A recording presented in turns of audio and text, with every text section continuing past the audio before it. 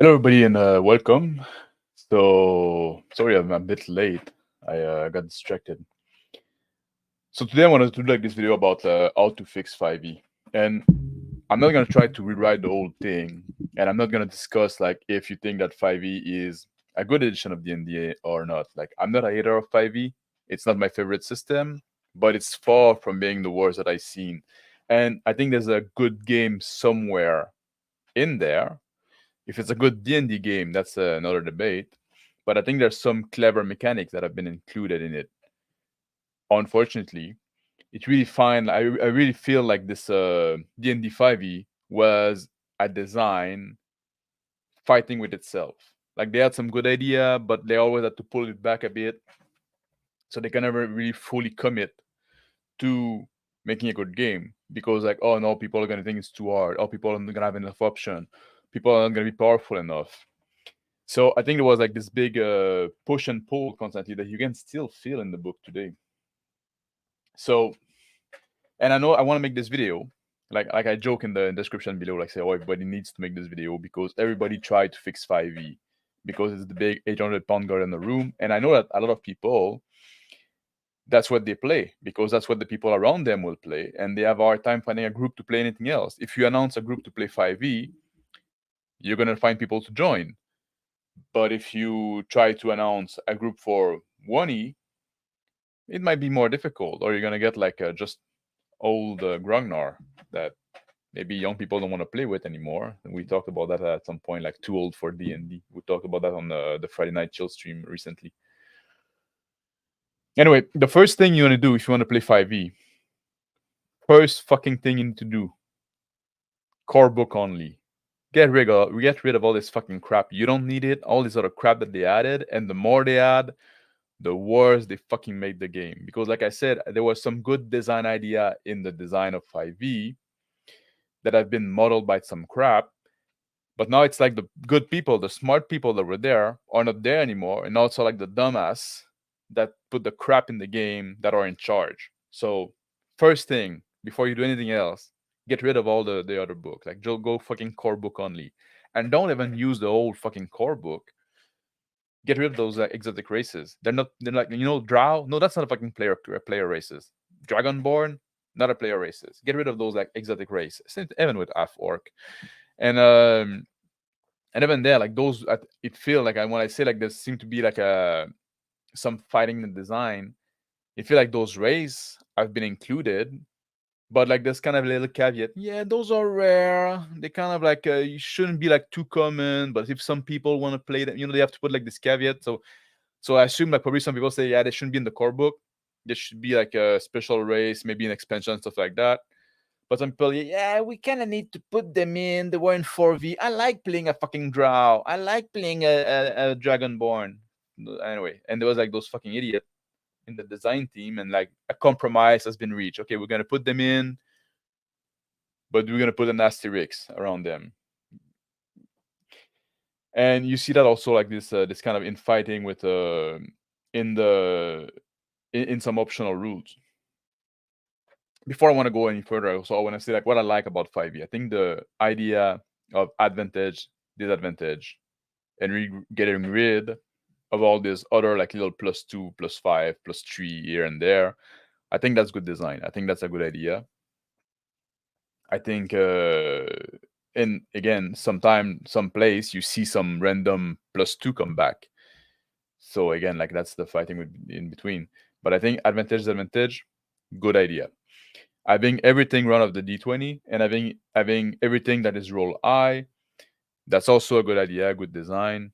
Some people don't like it because of like, oh, it's traditional to have roll on your d100 for your skill and whatever. But having everything on a d20, it does make the game much more homogeneous. It makes the game much more easier to learn, much more easier to teach. So I think whether you like it or not, it's typically like good design. Because like otherwise, like, you could have reason to make a roll differently, but between a d20 or a d100, unless you really need this granularity of like, oh, it's like not +5%, it's +3%, then it's just like it doesn't matter. I mean, it's a linear roll anyway, so just pick one and stick with it. the big problem that people have usually with 5e is that it's not lethal enough. You're too powerful. You're too strong. It's too hard to die in 5e. I agree with that. I also think that 5e there's too much magic. Um, every fucking class got a magic option nowadays, and everybody can get spell. I hate it, but a caveat to that, I'm a hater of magic in general. I don't think like magic should be a. I don't think like why you as a man want to play a mage. You know what I mean? But in 5e it's way too much. There's too much magic, and the wall doesn't account for the presence of that much magic either. So that kind of bother me. And the change that I want to propose here, I'm not going to rewrite the whole game. I'm going to try to make change that address some issues that make the game with a little more, give the game a little more bite, but don't change the nature of the game. Like you're not transforming the whole thing, because you're not putting a bait and switch on the player there, like by presenting them something totally different than what they expected to have. So it's not gonna like Eol Geek is there, like, and I'm sure he got like good idea because he's a very smart guy. But he said earlier, like, I got a 5-page doc with all my fixes. Ultimately, I gave up, and he said like I adjust Clay, Stras, combo, multi-classing, experience point. Like, I'm not gonna go that deep because I want to preserve the nature. I want the game to still be recognizable at what it is. Like I said, I'm just trying to add it more, a little bit more bite. Crapphone say, for me, 5e just feel flat and chrome laden. Lots of add-on trying to add depth. It feel like me the mechanics interfere with roleplay. I prefer the creative improv required by OSR style simplicity.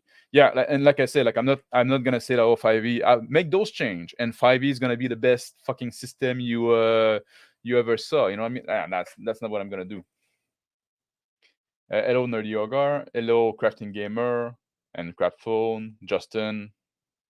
Why bother trying to fix it? Just play something else. That's a valid point. The reason I'm saying I'm trying to fix it is like, if you, like, I would say, like, if you try to have your group or to find a group to play something else, do it. But this is for people that cannot find people, or have like very recalcitrant people that don't want to try something else. Maybe it's changing it. But David Gual say that Dungeon and Delver is familiar enough, is close enough to 5e, more like close to 3. It's kind of a mix in between, but it did fix a lot of the thing. And I'm gonna mention something in my fix that actually Dungeon and Delver did adopt. So we're not too dissimilar there. So maybe that's one thing you can say. If you can, like, you say, well, you say it's like D&D 5e, just a bit different. That's something you can also do. Honestly, I just got bored of with D in general. I am kind of the same. It's not my favorite. I think it's good that there's a lot of system out there because there's a lot of different people who want different thing from their game. I'm not negative toward 5e, just not my taste. Exactly. Yeah. People have fixed game for generations, a normal way to play. Exactly.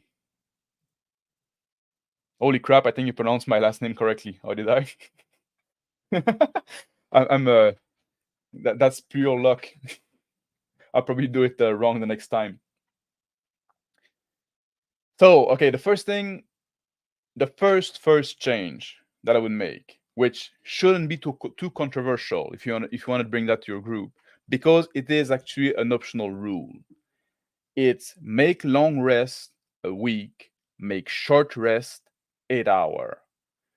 That means that long rest is something that happen between adventure. It's not something you do in the middle of dungeon.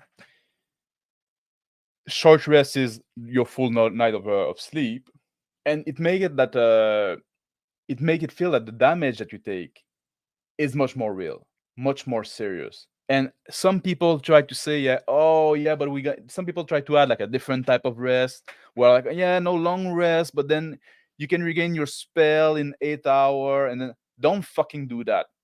That's something that pisses me off, because like I said, I'm trying to preserve the nature, I'm trying to preserve the balance. If you do that, hit point is a resource for martial character in the same way that spell is a resource for wizard.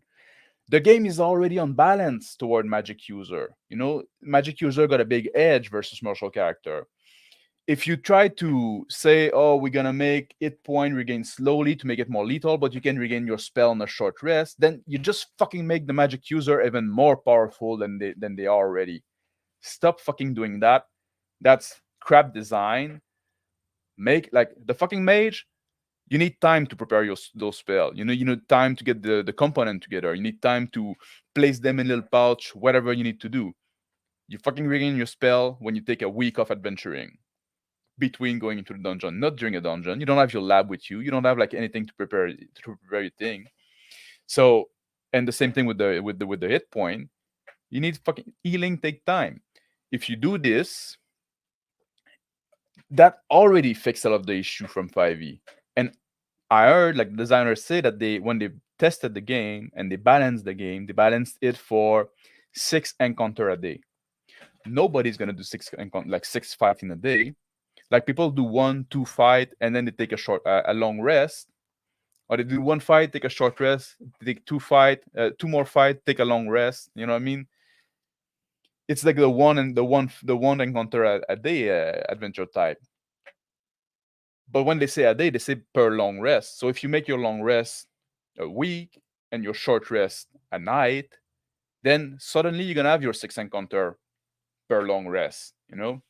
So it does bring the back. Like I think the game was designed and then bring back to a design fighting against itself. I think that's a big point here. I think they balance it for it this way, but they probably somebody on the team say, "Nah, it's too hard. People are gonna die. People want to be.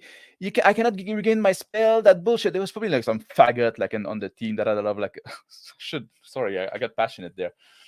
That had a lot of like lot of power. Like was it kind of important? Like higher up in the organization. I'm not saying any name.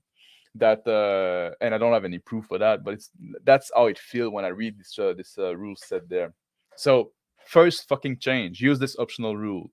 Long rest is a week, a full week of rest. You can do light activity, you can go to the store. Short rest is a full night. So now the player have to go in the dungeon. They're gonna go on an adventure that's gonna last a few days. They have to be fucking careful. They have to manage those resources that they have, which are spells and hit point. So I think that's just this one change fixed a lot of things. Another thing to bring back the lethality a bit more, and also, and that's on both sides, and to make the critical hit feel better. When you do a critical hit, you do your weapon max damage plus an extra roll. And same thing for the monster. The monster do a critical hit, they do their max damage plus an additional roll. That help for those hit point being chipped away faster. But and it just avoid the situation where you do a critical hit and you roll 2-1. You know what I mean? That's annoying for everybody. So that's a little change I would make. And also, one thing that I think is a good idea: when a critical hit is scored against you, you gain a level of exhaustion. So now there's always this real threat. It's like you got a real wound or something. If you want to have wound system, that's where to hide it. Make it fucking simple. Don't fucking roll on chart to what kind of wound did I get? That slow down the game too much. But if you have like a level of exhaustion, you can have that on your character sheet. At 6, you fucking die. The first one doesn't cost you much. The second one give you like a disadvantage. There's already mechanic for that. Use them. Having a critical hit scored against you gives you a level of exhaustion. Falling to 0 HP. You can make it that you die, which would be very old school, and well, it's often old school did different thing, but there's nothing wrong with that. Some people are not gonna get into that. But again, you fall to 0 HP, you gain level exhaustion. This mechanic is there, it's barely used. Used it. I think that's a good idea. And the death save that you got, they say, oh, you get 3 death save when you fall to 0 XP. If you can come back to, if you succeed on 3 death save before failing on 3 death save, you're going back to 1 hit point. Okay. Or no, actually, no, that's not how it works. Sorry, I think of something else. No, if you fail on 3 death save, you die. But as long as you succeed, then you can be brought to 1 hit point. But make those fucking death save. They don't reset until a long rest. So there's no more yo-yoing anymore. There's no more like, oh, I'm down. I'm coming back with 1 hit point. No, oh, I'm down. I got again three new death save to fail. Oh, I'm back. 3 new death save to fail. You know, always bring it back the guy. Don't do that.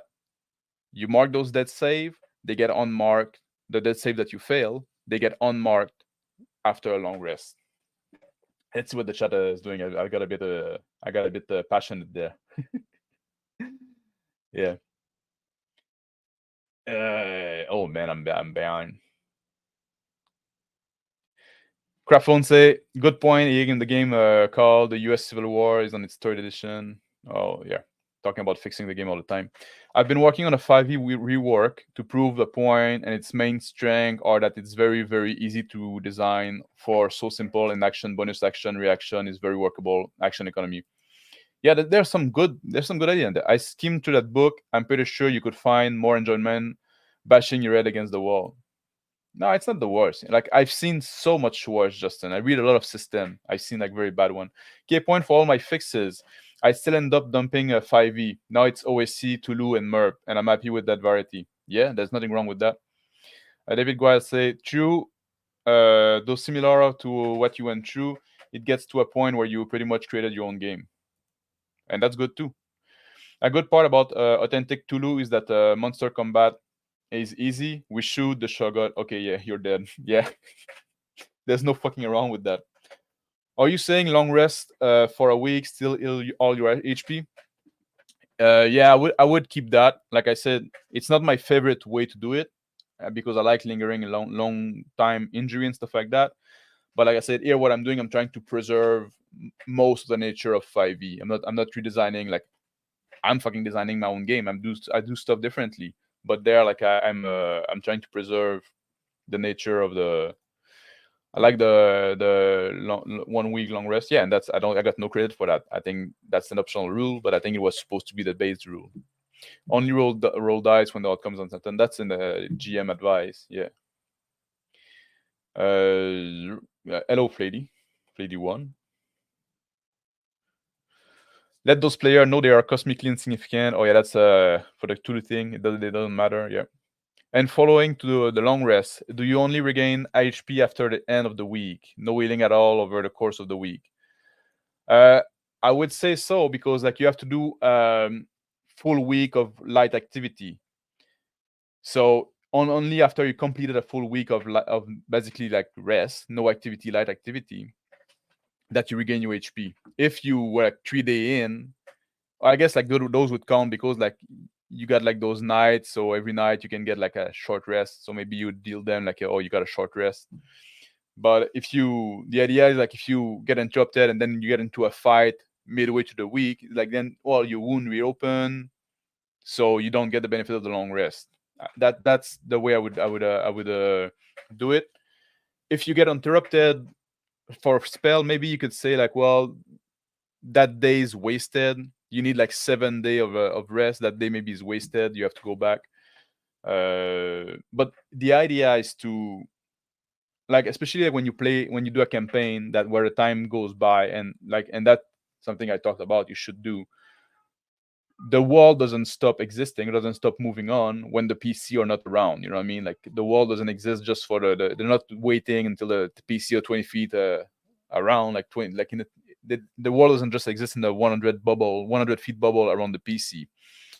So if the orc army is on march, then they have to make this choice. Do they take a rest? Do they go with their wound? What, like, you have to make those tough choice of like gauging risk and reward and benefit and cost and stuff like that. And that's the point of the long rest. You have to take a break and take your time.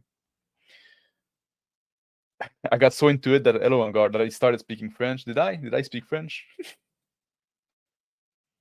I whipped out a pretty simple wound level system. Can share with you later. No planning on using it anytime soon. Already? Yeah. Did we ever, like, you can find me on Discord, I'm sure. The critical damage thing would make things like kobolds very interesting up to about 3rd level. Those little bastard, can use since there's so many of them. Yeah, the 5e whack-a-mole. Yeah, that's like you get down, you get back up, get down, get back up. That's why, like, say, like, get an exhaustion level every time you get back down, every time you get down. So 6, you're dead. That's it. There's no more. There's nothing more to that. And get those keep those death save rolling.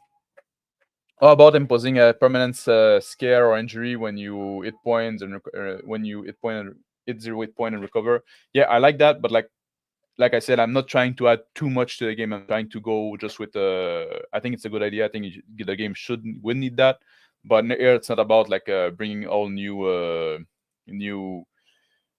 mechanic. Simbarum 5e did those chains just feel more just that feel very minor to me. Yeah, like a lot of those changes have been put in by some system, so it's not like I'm not trying to blow your mind. I'm just saying, even like sometimes bringing like, oh, let's play Simbaru 5e, use a 5e engine. Some people are just gonna say, yeah, let's play 5e then. You know why?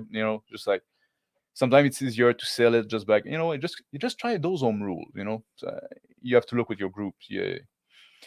I've seen the system that are worse, that are usually created by individual or small team. That not the case with 5e. It's bad because of propaganda. Yeah, I agree with that. But also, I think the big team sometimes like a good designer that is singular, alone, with a vision will be better than a team with a different vision, a divided vision. I think 5e a lot of a divided vision. People didn't agree, so you kind of find like is 5e rule light, is 5e crunchy? It's kind of in between. You know what I mean? It doesn't have like a clear vision of what you want to be. It tried to be everything for everybody else, which might not be a bad idea because it's the big game that everybody's going to play. Is the 800 pounds girl in the room. But yeah, the people who created a minute the way, it is because they were more concerned with not hurting, yeah, your feeling, etc. That's a bit less apparent in the first edition of the book, because now they reprint when they remove name. It's all like bullshit, but yeah. You mentioned some sort of keyboard mouse combo for a week ago when I was looking at for a gaming mouse with more button. Forgot to write what down. You can repeat. That wasn't me, because I don't do I just got like a cheapo mechanical keyboard and a vertical mouse that is like one like that. That goes. This one's all gross. It's my old one. So I'm not. It's not me that I mentioned that. I'm not the mouse and gaming mouse and keyboard combo thing guy. Anytime I think about redesigning 5e, by the end I'm like, this isn't 5e anymore. I just play WinterDarn. That's the right fucking attitude. Just play WinterDarn. Yeah. All right. Next, after falling to 0 HP, another change I would bring. Now we talk like those are the big one. Those were the big one. Another thing I would bring: 2 undead melee weapon.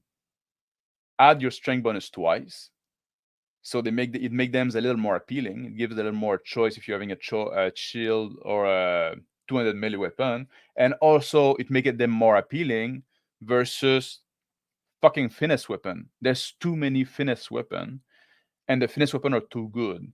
I wouldn't make less finesse weapon because maybe a rapier can be a finesse weapon, but finesse weapon, no dex bonus on damage. Maybe you can use your dex bonus for to hit, but it's still strength bonus to damage. That's something I would do as well. I mentioned like a Dungeon Delver earlier. That's something they did that I like a lot in their game. You can have like a double advantage or double disadvantage, and so basically roll 3 dice. If you have the advantage and take the best one, roll 3 dice and take the worst one if you have double disadvantage. I think that works. I think because I think the way that they do in 5e, where you got like those 5 things that give you advantage and this one thing that gives you disadvantage, you got nothing. You just roll straight. You know what I mean? Like, I like the push pull and that. Yeah, I got an advantage here, but a disadvantage here, but another advantage here. So you can roll once, or maybe like stacking up those advantage. And I think Dungeon and Delver did it right, because they say you can roll up to 3 dice and pick the best or worst one. if you have more thing that would give you advantage, now they become +1. I think that's a clever way to do it. That might be a little bit but now you're starting to stray much more away from the basic 5e design, so it might be a harder sell. But you can also just look at the Dungeon Delver on Big Geek Emporium. And don't like, man, I was watching Matt Colville and he was talking about flanking. I say, yeah, I think flanking should give you an advantage, but I think giving you advantage is too much because that's statistically a +5. So flanking should give you, when you're being flanked, should give you a +2. And I say, man, you call yourself a fucking game designer? Are you fucking serious? That's the worst fucking idea. You know what I mean? Like, no, don't try to fiddle with the game like no, flanking first. Flanking, that's a big deal. Being fucking like sandwiched by two guy, that's a fucking like, that's not like a small advantage. The character, like, when you're like sandwiched by two guy fighting two against one, the two should have a big fucking advantage because your attention would be divided. Now, like, it's fucking stupid because all the rolls are mega against static AC. It doesn't matter. Like, at some point, even if they roll a 20, well, now they say roll 20 is always gonna hit, but like at some point it's like, oh, they need to roll a 20 to hit me because my AC is so high and their 2-hit bonus is shit. At least if you give them like an always advantage, that help. Giving them +2, then again, it goes against the design idea of removing every +2 and +4 and +3 and +1 here and there, and just going advantage, disadvantage, Then, oh, you get double, like, and I like double advantage. If you don't like it, don't use it, but don't fucking put +2. And I'm also like iffy on the +10. Like, sometimes there's some skill that's gonna give you a +10. I say, like, just give like double advantage then and be done with it, You decided that you make this design decision to remove all those little bonus here and there. Remove them all. Reduce everyone's hit dice by 1 step. The fucking wizard, you get back down to D4. The fighter go down to D8. Because 5e is the characters are so hard to kill, they're so powerful, they have too much HP. And at some point you want to kill somebody, you just have to chip away, Already we saw a part of that with the long rest, making them a weak. If you want to make it even more lethal, bring everybody 1 step down for the it dies. The people don't that nobody in 5e use a D4 for it dies. The lowest you can get is D6. Yeah, just change that. Everybody 1 step down. I see you, Yol Geek. Thank you for dropping by. And some people say like, oh, we just don't add the constitution bonus to your... No, because that changed the balance of like, now you have this one stat that just lost a huge fucking part of what is useful for. And also what you do if you have like a negative constitution bonus. Now do you keep the negative, if you have a negative constitution modifier? I know people that play 5e, no fucking body got a minus in any fucking stat. It's all like, I just only have a +1 in that stat. I'm shit. Like all the stat are +2, +3, +4. But no, if you have a -1 in constitution, and if you roll for your fucking stat, maybe there's a chance that actually your HP is gonna go down when you level up. Like, you're sickly, you're old. That's something that could happen. They say in the game, like, you gain at least 1 HP every level. Fair, I guess, if you want to keep that. It's just gonna make it much harder to gain HP if you have like this negative. So people that try to fix the too much HP by saying like, don't add your constitution bonus anymore. That's bad design. That's not that play too much with the balance and the other element of the game. Like, because like there's some class where constitution is one of your primary attribute. Now, like, what the barbarian is gonna do? Now you're gonna have like your highest stat maybe in constitution. Now it changed so much that if you want to go into that, you you're fucking around a lot. So I say it's much better if you want to reduce the number of HP, drop everybody one hit dice. If you want to have them even less HP, have them get one hit dice every other level. So every odd level. You gain level 2, you don't gain more HP. You roll again, you gain more HP at level 3, and then level 5, and then level 7. But now you're really getting into the lethal game, you know. That's an idea you can do that won't change the overall balance. It will change the balance between the player and the monster, but it won't change the balance between the player and themselves. Stat bonus, I would use the old school bonus, which is also something that Dungeon and Delver did. Like Dungeon and Delver did fix a lot of things. It's like when I was reading that, I was pretty pleased what I saw because there are a lot of things that I figure out. Like I say, like, oh, this should be fixed. They did already. But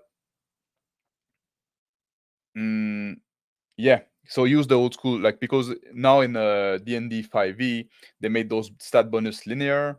So at 18 you get a +5, and then like basically your stat minus 10 divided by 2, so it always go up, up, up.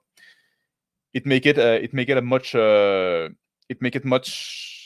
more punishing to have a low stat and much more rewarding to have a high stat, and that's part of the reason why the player are obsessed with rolling. Like, I don't want to just roll 3d6. I'm gonna get an 8. I'm gonna have like a, well, 8 would be -1 still, but you know,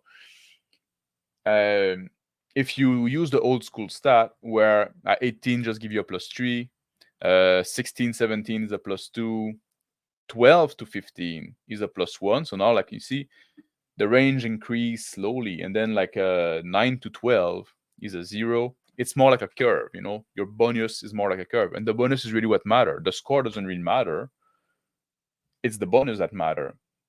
So now, like, between rolling a 12 or a 15, it's the same thing. You're +1. So, and on the other end as well, 6 to 8 is a -1. So you have to roll a 5 or less to get a -2.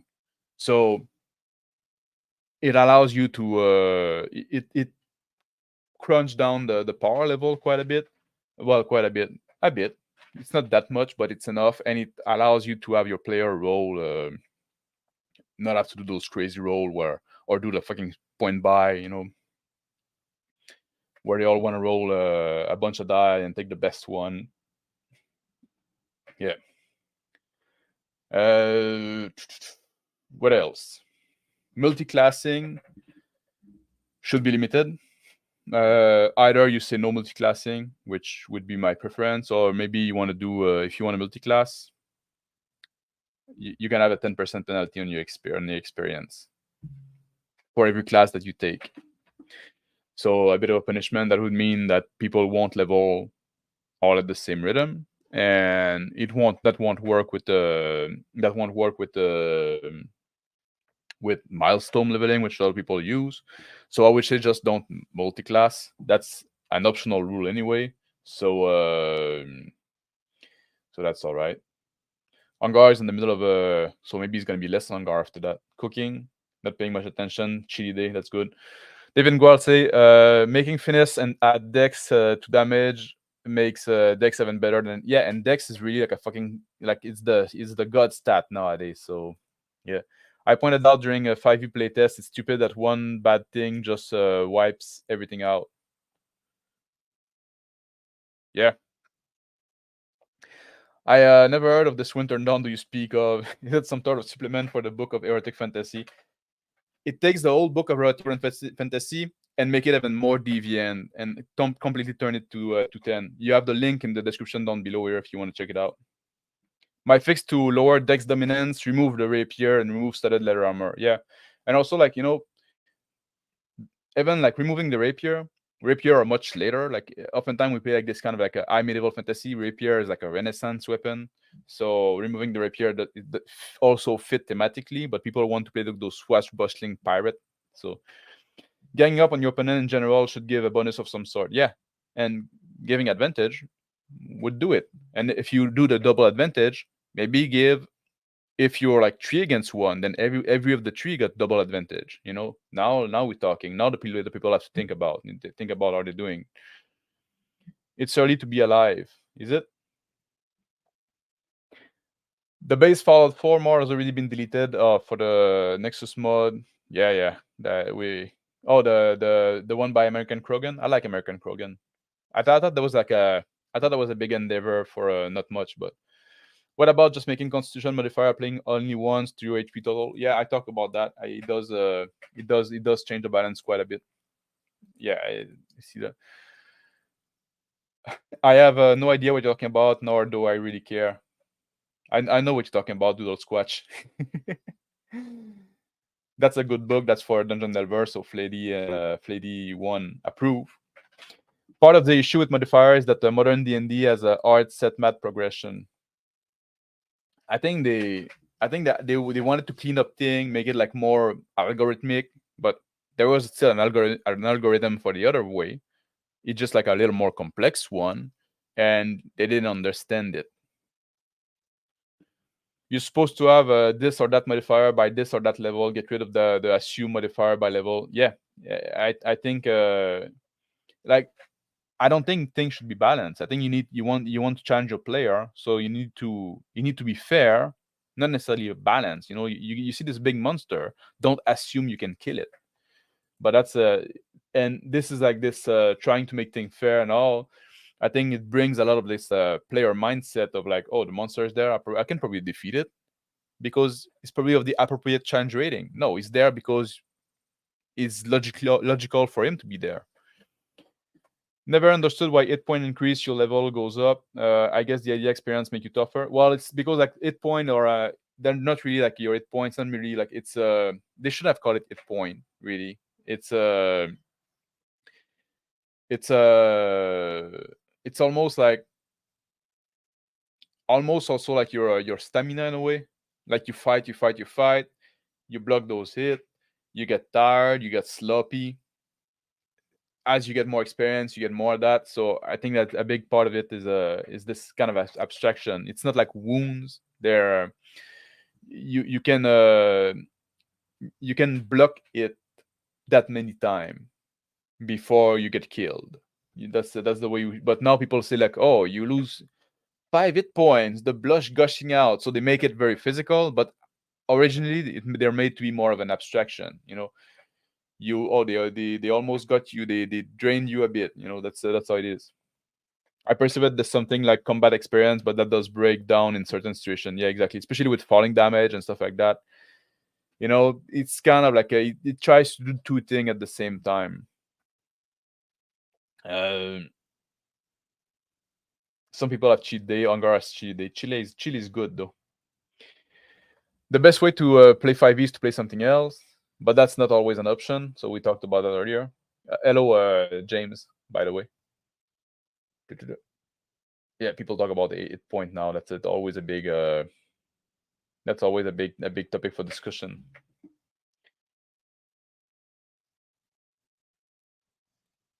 Oh yeah, and what I didn't want to go through is figuring out how healing and damage from spell would interact with it. Yeah, when you start like messing with 8-point, now you're starting to messing with a lot of stuff. Yeah, if I don't write something to be expect player to kill everything and require them to do, then the entire game balance become more role play and less combat. Exactly.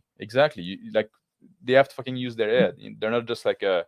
It's a very video game mentality. Oh, I should be there. That's the appropriate level. So the challenge I face. No, you're there, and the monster are there because that's where they live. That's you went on their turf.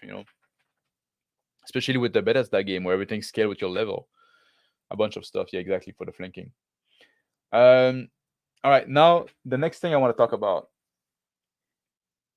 That's gonna break the game balance between player.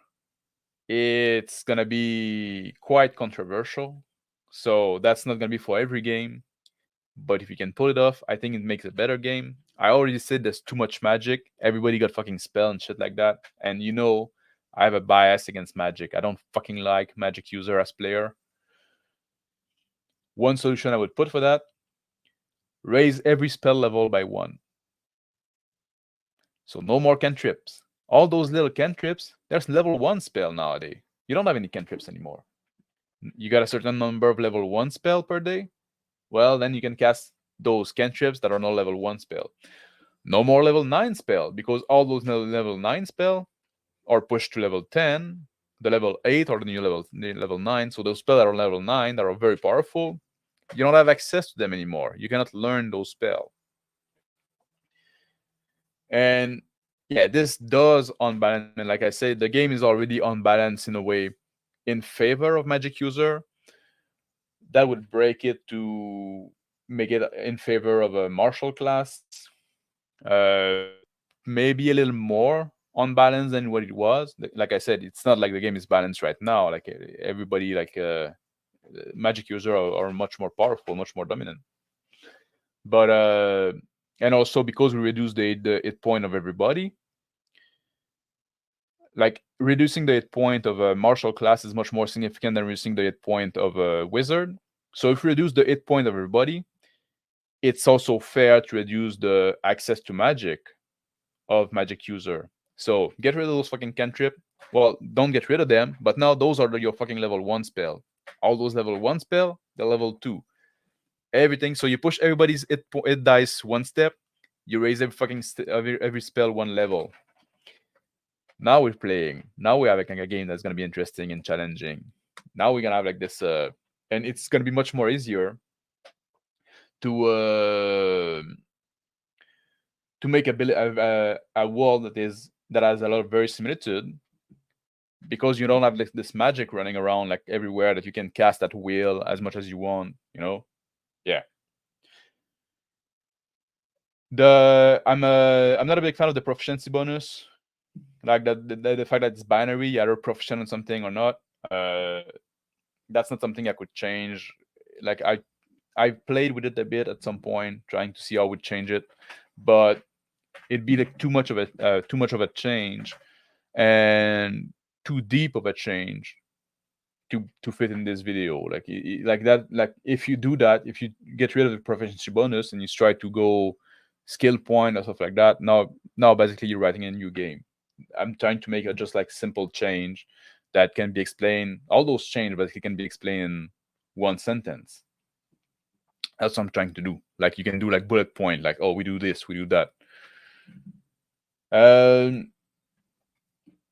Those are the big changes I wanted to say. The other thing I would say that's more into monster design and encounter design. One thing that 5e doesn't do too well, in my opinion, is that there's not enough non-obvious choice in combat. Too often you're gonna have like a character that's gonna be standing next to a monster every fucking round, chipping away, chipping away, chipping away until the monster has no more HP. In every fucking round, he's gonna do the same action. So the player is gonna disengage, look at his phone, stuff like that. Then his turn come again, and he's gonna say, "Oh, I reckless attack," and that's it. And then every round, that's what he's gonna do until the monster is dead. That's not engaging. You need to have your player make a. You need to force your player to move, to be mobile, to have take different action, take care. If you reduce the HP of everybody, then they have to be a little more cautious. And also, like, no fucking healing potion on bonus action. That should be at least a full round. If you drink a healing potion, that's all you do that fucking round. So get out of dodge, move away. Like people say that, like, oh, but then I have to disengage from combat if I want to drink a healing potion. Yeah, you do. You won't fucking drink a healing potion when you fight with one hand, shield in the hand. Oh, no, that fucking make no sense. That's terrible. Like, don't fucking screenshot guide. Don't clip that guide. So you're not gonna chug your healing potion when you're engaged with a monster. You know what I mean? That's fucking stupid. So yeah, it might seem like it sucks to have to disengage from combat to drink your healing potion,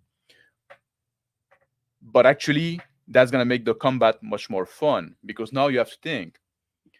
And if you make the healing potion take a real action or a full turn, because now you have to think, do I try to stay one more round, or do I disengage now? So you always have this. You want to have this choice. You want to have this risk taking that you have some control over. That risk that is not just dice based. And I know, like, technically, like, the drinking and healing potion should be an action, but almost everybody, like, all shoot it to say, it's gonna be a bonus action. Stop fucking doing that. You don't understand game design if you do that. You want to force a player to move to step away so they can heal. They can take a break, take a breather, heal a bit. And already, like, when we reduce everybody's hit point, that's gonna fix a lot of thing.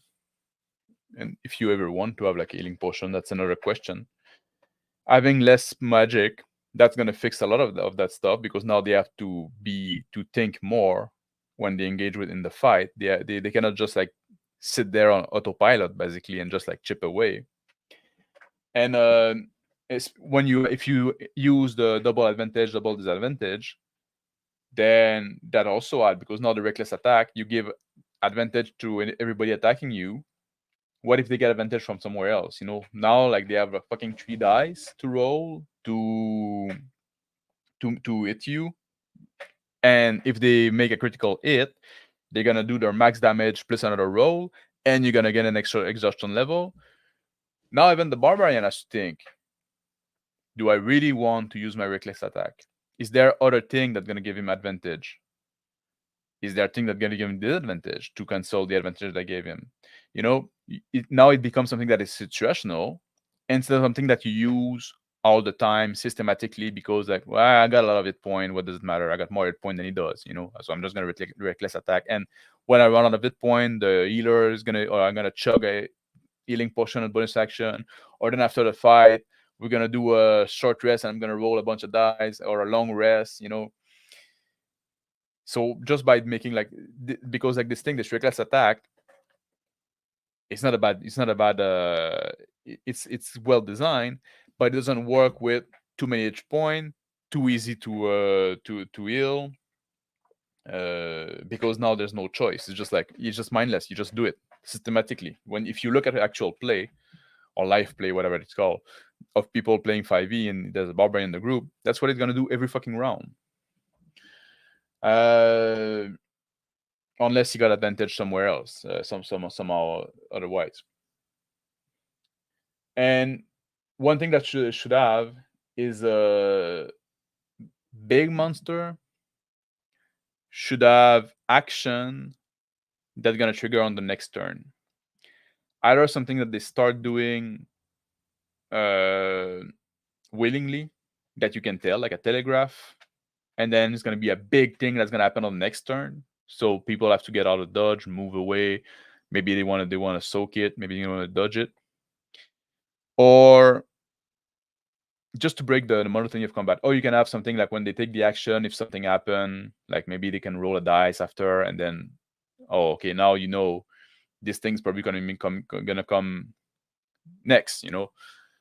Have your player, like, kind of give them some telegraph, so the players say, okay, shit, he's getting ready to do this big pound, or this big explosion. There's gonna be an area of effect around him, or something like that.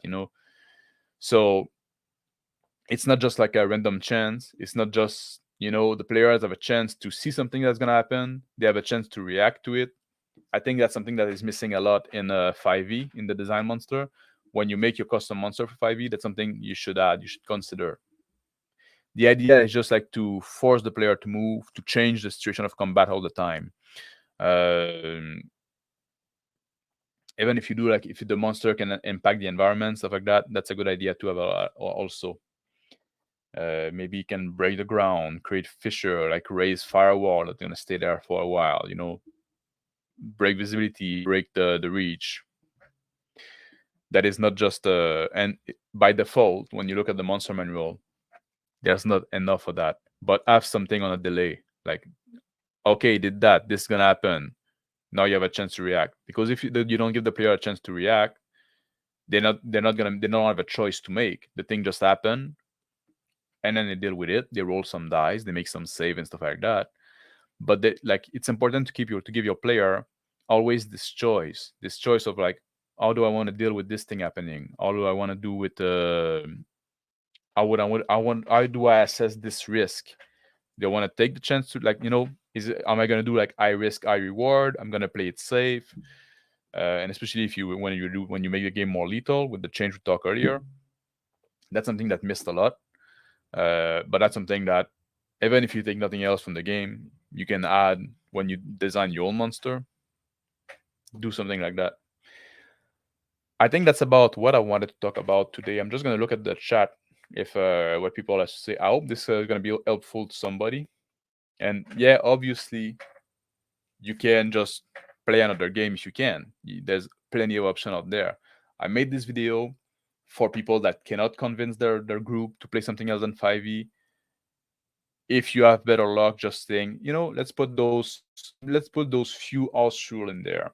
And like I said, I did take time to explain them because I want to explain the reason why. But usually, like I said, it's one line. Everybody drop one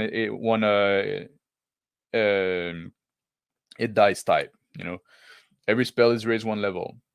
This is gonna be hard sell though. Good luck, but I think it's a worth one well.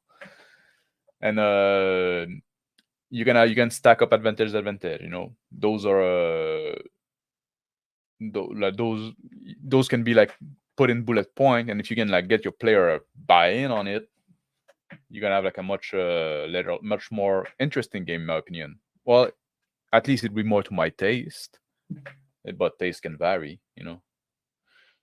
Yeah.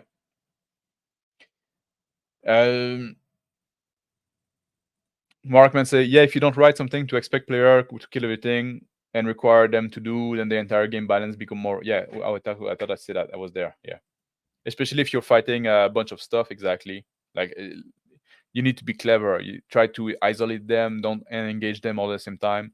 Monster are often obstacle, and obstacle are sometimes things to go around. Exactly. Yeah. I play a Duck Knight.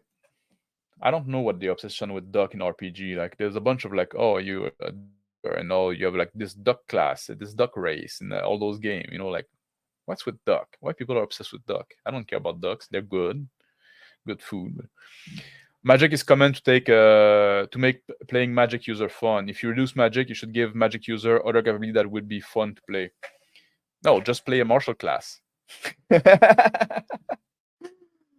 But like, yeah, of course, I'm entrenched in that because I don't like magic user.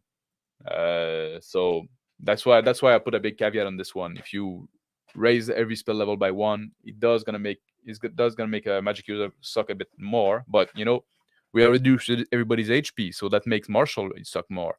So it's fair, in a way. But magic user, like, people, like, not everybody should fucking play magic user. I fucking hate it. Like, maybe I have one in the party if somebody's really committed to do that, but there's too much magic. Playing as a magic user who can't actually use magic is lame and boring. Well, you still got those you still got a few first level spell per day. You still got spell per day, but it used to be that you would cast sleep. You have like your one spell during the day at level 1. But that's the thing. As you get higher level, you're gonna get more level. You're gonna get more spell. You're gonna get more spell use. You're gonna get better at it. So it brings back the time investment. Like, if every magic user have those spells that they can do all the time, the wall doesn't, like, it breaks the wall. The wall doesn't make sense anymore, because if, like, even something like prestidigitation, if you have a prestidigitation that you can cast at will, then every fucking body would try to learn that cantrip. There would be like this whole fucking society which reorganize itself to have as many magic users as possible, and especially since you don't have an intelligence minimum in 5e. The rules, like, how they're written, break any kind of world that would be interesting to play, unless you want to play this high magic world, like some kind of like what is it called, like Eberron. Like, I hate those kind of thing, like, but now, like, because if you have magic that's gonna be at will, those cantrip, then magic should be fucking everywhere. But people, like, don't like, and then you have to consider, like, what is the implication of that? Like, how this magic being so useful would impact the world, because it would, but that's not taken into account. So just doing that as well, it does, like, make your world design much more solid. But player that want to play Magic User should be punished in a way by having a character that sucks. One very easy way you could fix that is the telegraph maneuver. Yeah, you do the same thing twice in a row. The monster get advantage. Ah, that's a good idea. That's interesting. Yeah, like sell your book and buy a Castle and Crusade. Yeah, we talk about that. Yeah, if you can do that, but it's not an option for everybody. I like a potion taking up a turn. Make it more like something you would do rather before or after combat. Yeah, exactly. Or if you want to do it in combat, you need to, and probably, it should take a turn. It should give people attack of opportunity, and probably give them advantage if you're fucking drinking when you're engaged with somebody. That should be like, don't fucking do that. Don't drink a potion when you're like toe to toe with an enemy. If you want to step back, disengage, stuff like that. But then disengaging is your action. Then you move away. Then you drink. Then you have to re-engage. Now like it's almost take you 2 turns. So it's a big drawback. So yeah, it's probably something you do before or after the fight. But or maybe you just kill the enemy before you engage with somebody else. No, you take 1 turn to take a potion, but make it being a real choice. Make it a real thing that you have to do the cost benefit analysis. You want to be engaged on that level. If it's too easy, there's no analysis. And if the potion is in the backpack, yeah, that's another thing as well. Live play, actual play, stupid people sitting around a table with a camera, it all means the same thing. Yeah, 1,000 different title for Dubnub, something like that. Ducks are awesome. You should change your name to a Doodle Squawk then. No, is that Squawk? Is that what is the oh I missed that Doodle Quack, I guess. I forgot what what duck do in English. They don't do the same sound in French. Your live stream never disappoint. You always come away with a new good idea. I don't even play 5e, and I got some good ideas today. Well, I'm glad if it's still helpful to somebody. If you live to high level, I just feel like a bad design decision to make a class OP at high level and now useless at low level. Yeah, but I think it's a bad design decision to have a Magic user as player class. So, but I did say, like I do have a strong bias against Magic user. So take what I say when it comes to Magic user with a grain of salt. Didi always said in Eberron and Magic is so ubiquitous. You'll see food stand in the marketplace using Magic to make their food cart float. Yeah, I hate that. I cannot like. I find like those when the world is too magical and stuff like that, then you have to explain everything to the player because the player cannot make like rational assumption about the world because the world is too different than our own. So now the world becomes the star of the show instead of the character being the star of the show. If you keep the world more mundane, it allows player to make assumption about the world that are going to be correct, and then you can focus on the character story instead of like, look at the world I created, it's so magical, it's so fantastic, like what the fuck you doing? Nobody want to see that. Nobody fucking care about your world. We care about character. We connect with people. You drink potion of healing, a rebuttal with a knife to your face. Exactly, that's how it should be. So thank you people that came live to watch. It was a fun one. I went much longer than I thought I would. I guess I got like distracted a bit with the comment. Great comment in chat. Oh, I did start yeah, I think I went through those. Yeah. Yilgi was saying earlier, like cantrip limited to your proficiency level plus level per day. That's a way you could do it as well. That's a good idea. If you don't do after the cantrip all the time. And he was saying long rest can only be taken in place of comfort and safety. I think that's less hardcore than what I propose, but it's also some kind of solution. And at 0 HP, gain level exhaustion. I agree with that. That was already in my note. If ill during combat, they are stunned for 1 round. That's also a good idea. You get ill, then you get 1 round, you can do nothing. So Yilgi got some good idea I wanted to put on. I forgot I started them earlier. And now he's gone. He has to go back to work, but something I wanted to talk about as well. Thank you for people that watch live. Thank you for people that watch later on the replay.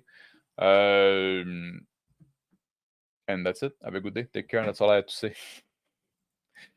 See you next time.